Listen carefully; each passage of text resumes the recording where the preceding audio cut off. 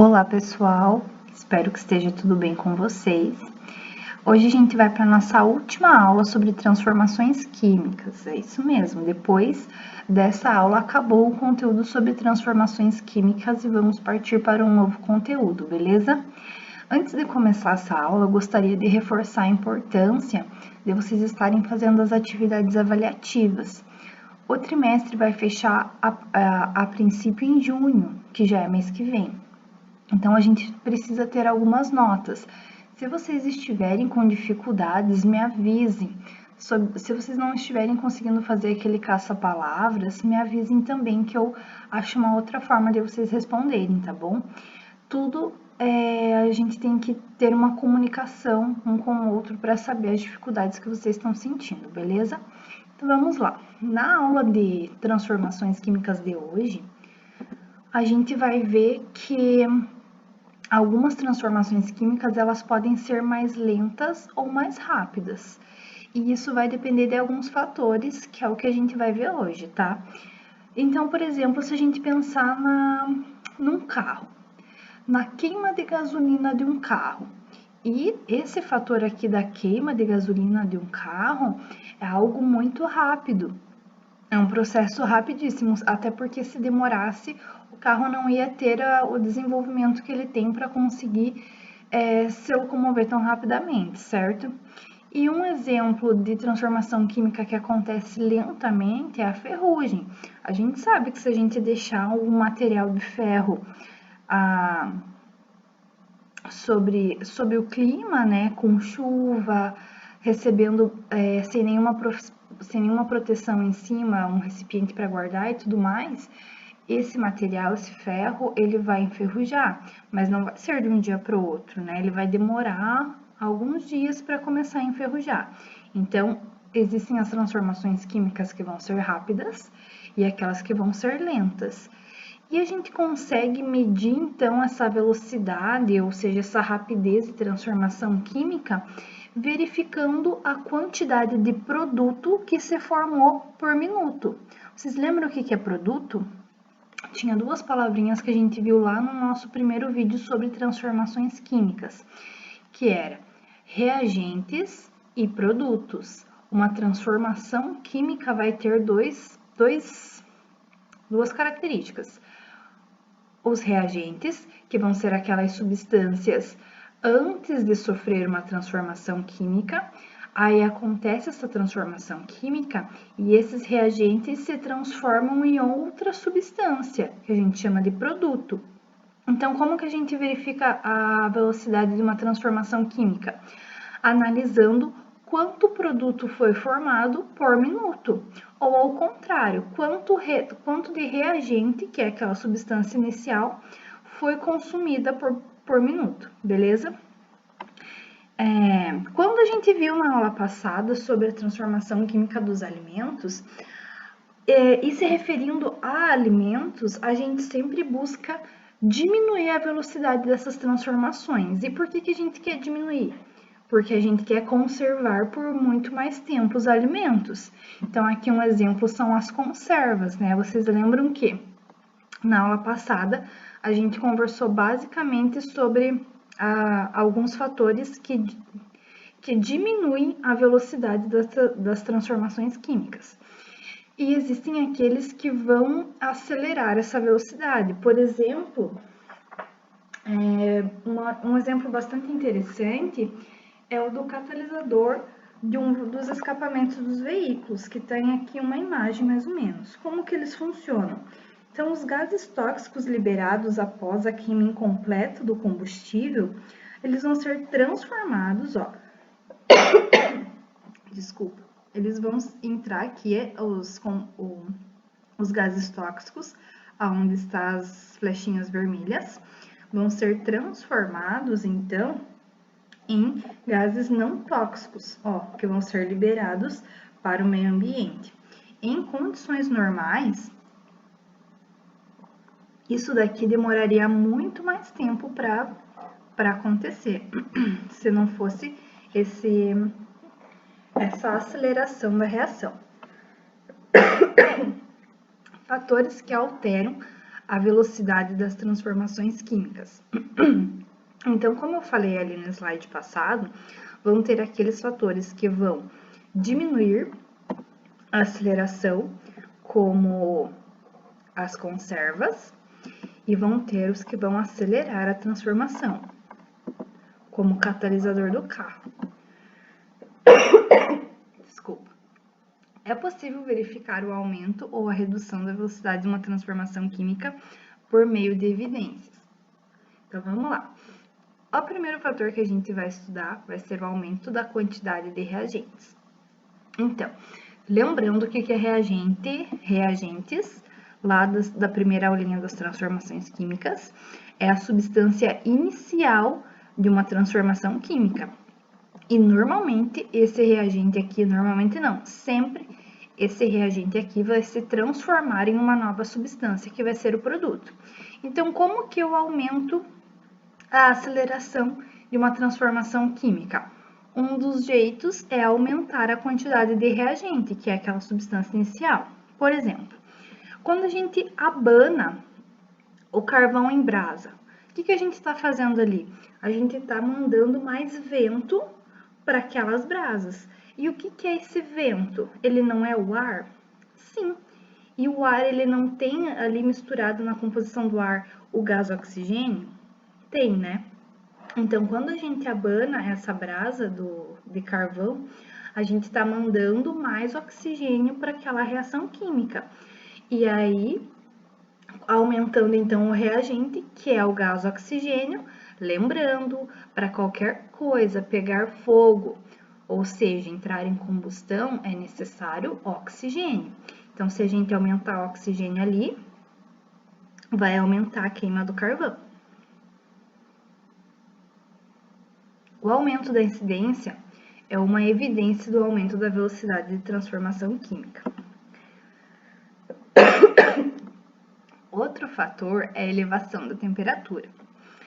Então, quando a gente aumenta a temperatura de alguma coisa, isso acaba aumentando a transformação química. Quando a gente quer cozinhar mais rápido alguma coisa, a gente vai lá e aumenta o fogo. Desculpa. Aumenta o fogo do fogão, certo? Então, a gente está aumentando a temperatura daquele procedimento para acelerar a transformação química, ou seja, o cozimento do alimento. Então, exemplos do cotidiano que podemos evidenciar que quanto maior a temperatura, maior a velocidade da reação, é, por exemplo, que alimentos que não são conservados na geladeira, eles vão apodrecer muito mais rápido do que aqueles alimentos que estão na geladeira. Por quê? Porque o aumento da temperatura vai ser maior fora da geladeira do que dentro dela. E aumentando o calor, aumenta então o apodrecimento. E também, outro exemplo bastante típico que a gente tem na nossa casa é a panela de pressão.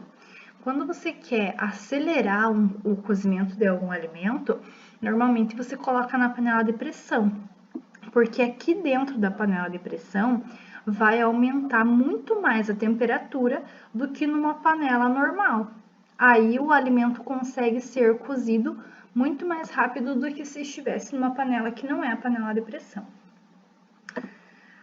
Aumento da superfície de contato é outro fator que pode alterar a velocidade ou a diminuição das transformações químicas.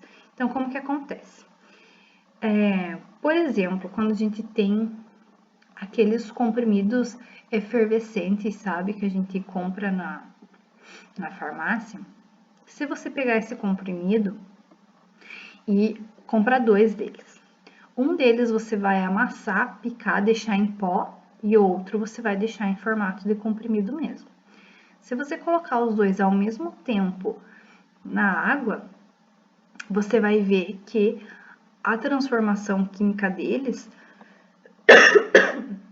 não vai terminar ao mesmo tempo. Porque quando você fragmentou o comprimido efervescente, você aumentou a superfície de contato desse comprimido com a água. porque é muito mais fácil cada grãozinho, cada fragmento, cada pozinho desse comprimido estar muito mais em contato com a água do que se ele estivesse inteiro num comprimido só. Isso faz com que a transformação química do copo aonde o comprimido está fragmentado seja mais rápida. Outro exemplo, quando você vai cozinhar batata e você quer que essa batata seja cozida mais rápida, você vai colocar a batata inteira para cozinhar, ou você vai picar a batata em pedaços e colocar os pedaços para cozinhar. Se você quer que seja mais rápido, você vai colocar em pedaços, porque você vai estar aumentando a superfície de contato da batata com a água. A batata vai conseguir encostar na superfície da batata com muita mais facilidade se ela estiver cortada e vai conseguir cozinhar essa batata mais rápido do que se ela estiver inteira.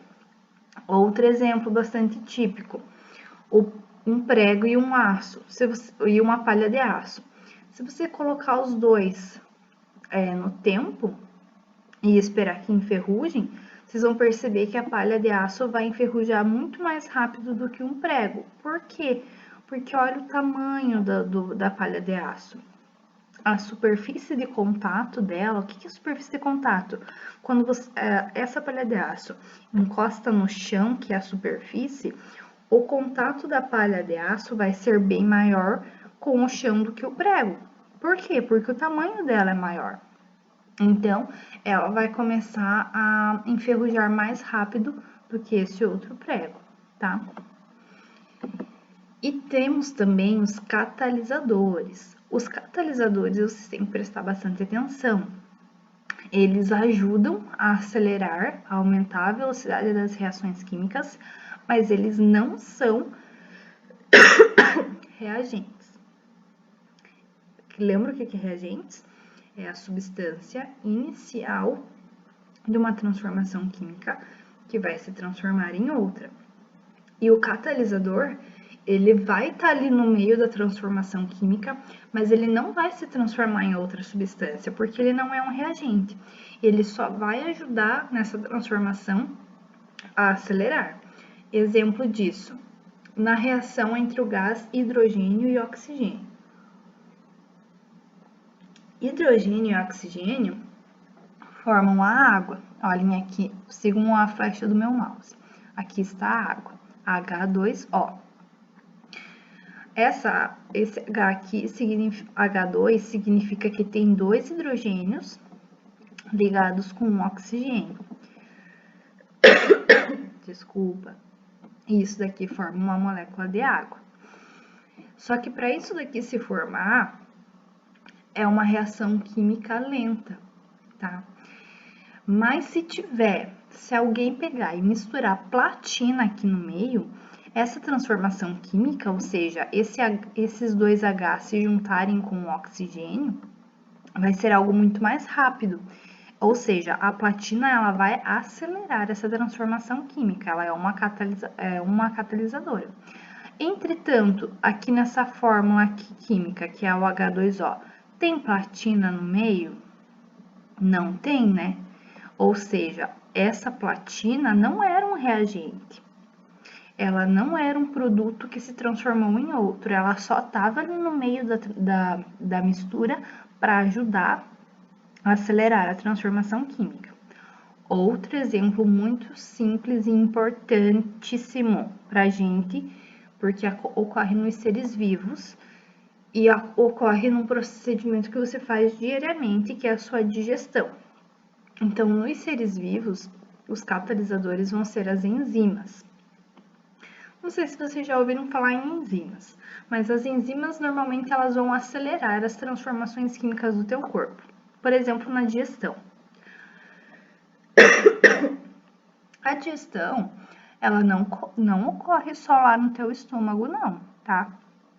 A digestão já começa na sua boca. Nossa, como assim a digestão acontece na minha boca? Exatamente. Na tua saliva existe uma enzima chamada amilase